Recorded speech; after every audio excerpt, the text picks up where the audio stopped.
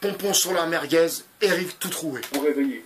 Je vous conseille d'aller sur la chaîne YouTube de cette personne-là. Je ne vais pas vous montrer la vidéo en entier, sinon c'est abusé. Vous irez voir sa vidéo sur son compte. Je ne sais pas qui c'est, hein. Je ne sais pas qui c'est. Juste en tout cas, cette vidéo-là, allez la voir. Je vous montre juste le début. Ah, juste le début.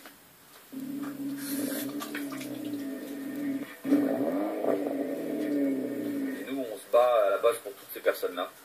Toutes les personnes comme nous, ou moyens, aux revenus modestes et tout ça, qui galèrent à chaque fin de mois. Donc, Présente-toi. Moi, Eric, président du No Stop Crew, un Melun, groupe de rassemblement. Quand elle était d'origine, tu l'avais eu à combien, à peu près? En prix, Oui. dans les 10-12 000 euros. Et est-ce que tu peux faire un calcul de tout ce que tu as fait dessus pour en arriver là, à peu près? Bah, après, j'ai des contacts, donc du coup, pour la ligne, tout ça, c'est un pote qui me l'a fait. Ouais. Je dirais à peu près 2000, 2005. T'as des futurs projets pour la bagnole ou tu vas la laisser comme ça? Je vais tester par à la fin du mois, là. Ah oui, c'est fini? Ouais, peut-être. Ouais. J'attends que le mec me donne une réponse. Tu reprendrais quoi à la place? Peut-être une Audi A8. Ça y est, t'es passé du côté obscur. Peut-être. Ouais. Faut vraiment pas avoir peur. Faut être tellement... Voilà, je vous laisse voir la suite. Il veut une Audi A8, le gars. Donc il a des goûts de luxe. Il n'est pas là, c'est pas un gars, il fait du tuning, il met de l'argent à fond dans sa voiture, il a flambe. Je suis désolé, quand tu te plains d'avoir un frigo vide, tu mets pas de l'argent dans ta... tu vois ce que je veux dire, dans quelque chose qui est moins... Voilà, t'as pas d'argent, mets pas dans ta voiture, remplis-toi ton frigo. C'est ça la logique que je vous dis. Après, donc voilà, ça on arrive au sujet de la vidéo. Nous avons une personne, parmi nos membres, qui a fait une réclamation. Vu toutes les informations qui circulent à propos de Drouet, toutes les preuves, de tout ce qu'il a dit, tous ces mensonges, tout ça, c'est flagrant. Les gens ont un doute et ils ont le droit d'avoir un doute. Et cette personne a demandé à Drouet de lui rembourser parce qu'elle veut elle-même donner cet argent à des gens qui en ont besoin. Des gens qui en ont besoin. C'est pas à Éric Drouet de gérer cet argent comme un bon père de famille, comme le curé d'une nouvelle religion, Bon, mes amis, on va commencer à arrêter le délire et on va commencer un peu à vous brusquer parce que je crois que vous êtes maïs, stupide. Mais vraiment, là, ça devient plus qu'inquiétant. Plus qu'inquiétant. Et je suis obligé d'en dire plus que je ne pouvais en dire. Je suis obligé. Désolé, je suis obligé d'en dire plus que prévu. Alors, on va commencer par quoi? On va commencer par... Vous savez que, ailleurs, c'est prouvé que derrière ce mouvement des Gilets jaunes, eh bien, il y a bien l'Amérique. Donc, ailleurs, ça c'est quelque chose qui est, ma foi, qui est prouvé. Alors là, je ne peux pas vous en dire plus, mais par contre, je veux bien vous éclairer sur un point. Alors, quand on côtoie un peu les gens qui ont beaucoup voyagé, qui ont bourlingué, comme dirait l'autre, les gens qui se sont amusés, ont eu de l'argent, sont passés par des chemins un peu boueux, un peu compliqués, des existences un peu difficiles, mais ma foi, la vie n'est pas si difficile que ça quand on réfléchit. Alors, Éric Toutroué est amateur de tuning. Waouh, il veut s'acheter une Audi. Waouh, waouh, waouh, waouh, waouh. Ça, c'est de la révolution. Une Audi jaune. Alors, je vais vous expliquer un peu plus le truc parce que je crois que vous êtes vraiment absorbé par de la naïveté, absorbé par une frustration, excusez-moi, par une culpabilité de ne pouvoir rien faire pour votre pays. Alors, on vous parle de francs-maçons, on vous parle de loges maçonniques, on vous parle de sionistes, on vous parle de machin, de bidule et de chouette. Mais, le fin fond du problème, je vais vous dire c'est quoi. Le fin fond de votre problème et du leur. Vous savez que Éric Toutroué, Maxime Coben et les autres ont été fascinés, et ça fait 2 fois que je le dis, ont été fascinés par la révolution colorée. La révolution colorée les a fascinés. Le fait que ce soit des gens, des petits gens comme eux, soi-disant chauffeurs de camions, voilà. Donc, quand je vous parle de Cambridge Analytica et que je vous dis que ces gens-là ont été castés, vous ne voulez pas le croire. Si je vous dis que Éric Toutroué, Maxime Coben et tous les autres, ils ont été castés. Vous pouvez le croire ou pas? Je sais qu'il y en a qui le pensent même. Pourquoi? Comme par hasard, Éric Toutroué, amateur de tuning.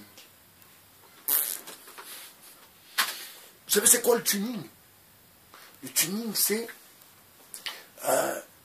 avoir une grosse voiture et changer le moteur, mettre des sons plus forts, mettre des lumières sous les bas de caisse, mettre des phares iode, que des trucs de fragile. Et quand je repense à Maxime Coben, avec une bague là, une bague là, une bague là, une bague là, une bague là, et une bague là, il pourrait le faire, ça ne te dérange pas. Tu lui donnes 10 bagues, il va les mettre là. Enfin bref. On va en revenir à la cagnotte. La cagnotte n'a pas été ouverte en France, elle a été ouverte en Belgique. Pourquoi en Belgique? Parce que les règles sont différentes. Mais là n'est pas la question. La question est à qui appartient Litchi? À qui appartient ces cagnottes? Qui sont les propriétaires de ces cagnottes? Qui ne font que... Alors je vous explique comment ça fonctionne. Quand même, comme dit El Brancos. Les gens envoient de l'argent. Ce sont des courtiers en bourse qui gèrent cette cagnotte. Et pendant ce temps-là, ils font travailler, si vous voulez, un peu la cagnotte. Alors, la cagnotte à Éric Toutroué est montée, je crois, à 14 000 €, mes amis. 14 000 €, soi-disant, pour aider les gilets jaunes blessés. Mais, dites-moi,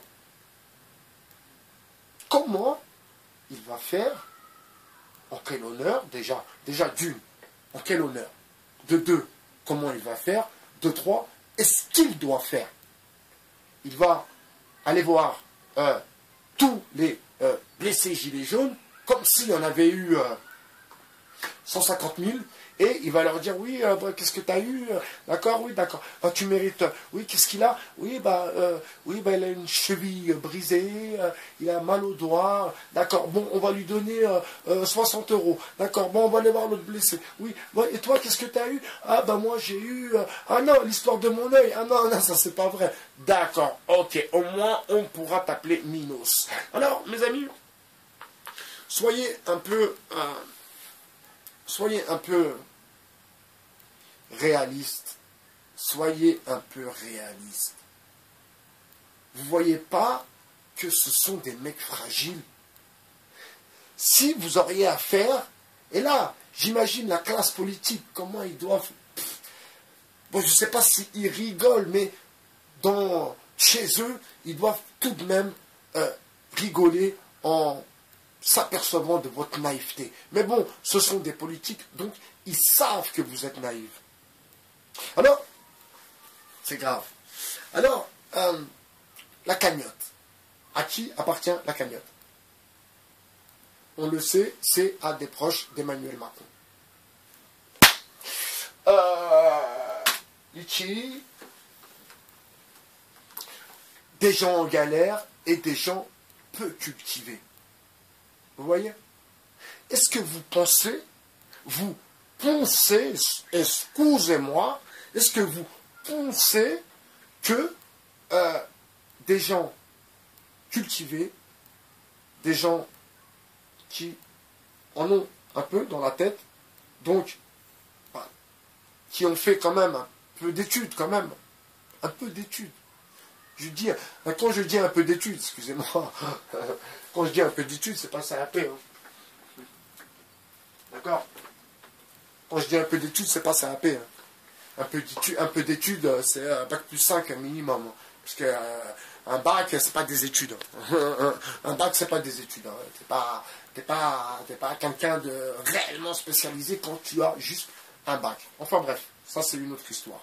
Donc des gens qui sont peu diplômés. Très très peu diplômés. Alors paraît-il que Éric Toutroué écrit avec des fautes extraordinaires. Et quand vous entendez Maxime Coben parler, excusez-moi, parler de la finance, ou parler quand on lui pose des questions, par exemple, j'ai écouté son interview chez Tadei, eh bien, c'est là où vous voyez que le système envoie des gens qui ne connaissent rien, en fait. Qui ne connaissent rien. Tadei, Tadei, à un moment, lui dit, oui, alors, complotiste, pas complotiste, oui, alors vous dites comme quoi, ils se font des signes, il se fout de sa gueule. Il est en train de se foutre de sa gueule. Et ça, c'est pour Green du CAF, pareil, c'est du foutage de gueule. Il prend des images, il remet des images. Et d'ailleurs, vous savez, en France, il y a des copies conformes avec les États-Unis. Alors, pour ne pas en dire plus, eh bien, les concepts aussi vont se chercher à l'étranger. Et beaucoup, à part votre philosophe, bien sûr, beaucoup vont chercher leurs concepts à l'étranger sur les chaînes YouTube à l'étranger.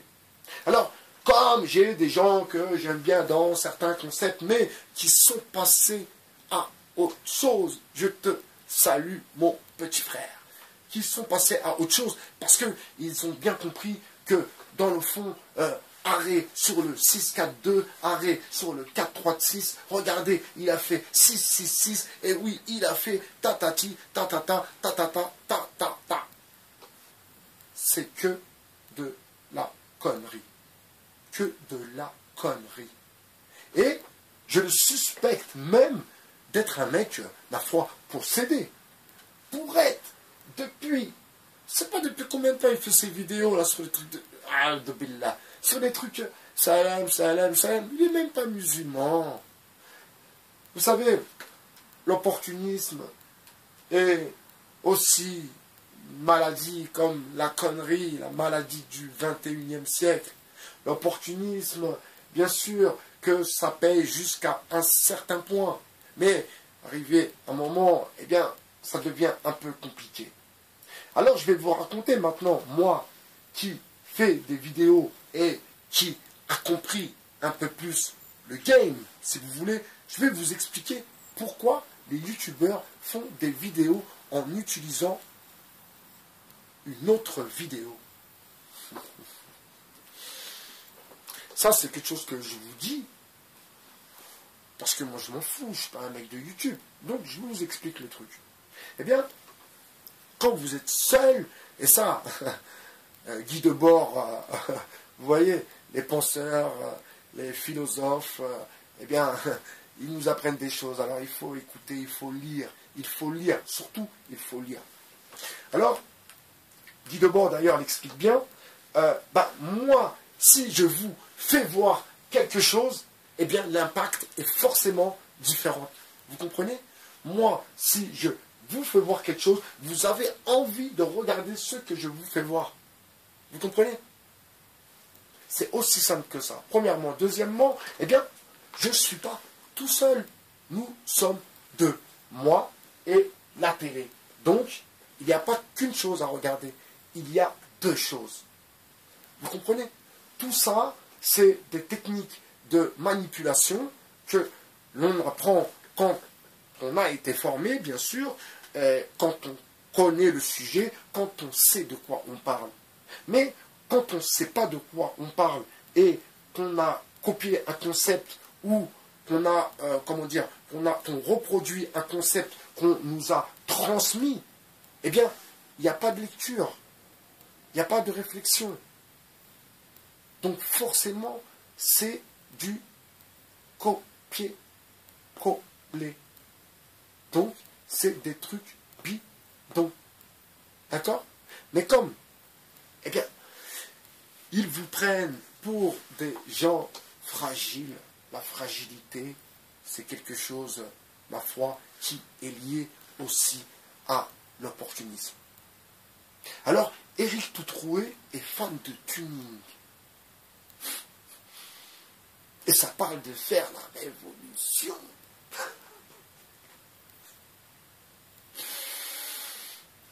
Comment leur dire que c'est là où vous comprenez qu'il y a un problème quelque part. Comment leur dire que si il y a des écoles qui existent, qu'on va à l'école, qu'on apprend des cours, qu'on passe des diplômes, qu'on s'investit en politique, on rentre dans un parti politique, on se présente, on vote, ma foi, le principe de démocratie. Eh bien, ce mouvement nous prouve encore une fois que ce principe de démocratie est bien rincé et qu'il arrive à bout de souffle. C'était By BHR du 2.0. Je vous souhaite une bonne journée. Ciao.